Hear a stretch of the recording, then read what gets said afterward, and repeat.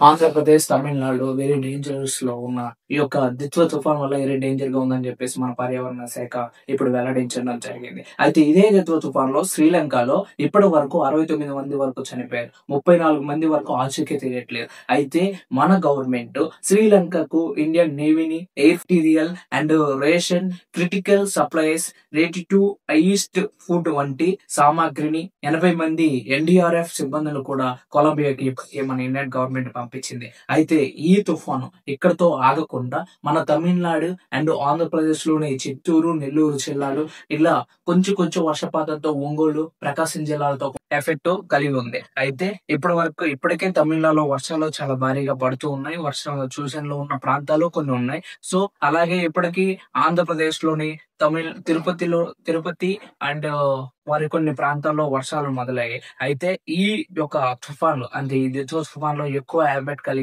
కలిగే ప్రాంతాలు వచ్చి మన ఆంధ్రప్రదేశ్ లో తిరుపతి, నెల్లూరు జిల్లాలండి. రాయలసీమ జిల్లాలో ఎక్కువ వర్షపాతం ఉంటుంది. సో ఇక్కడున్న ప్రాంతాల్లో ఉన్న ప్రతి ఒక్కరూ జాగ్రత్తగా ఉండండి. ఎవరు కేర్‌లెస్ గా తీసుకోవద్దు. ఎందుకంటే ఇప్పటికే దేశంలో శ్రీలంకలో 69 మంది ప్రాణాలు కోల్పోయిన జాగ్రత్త.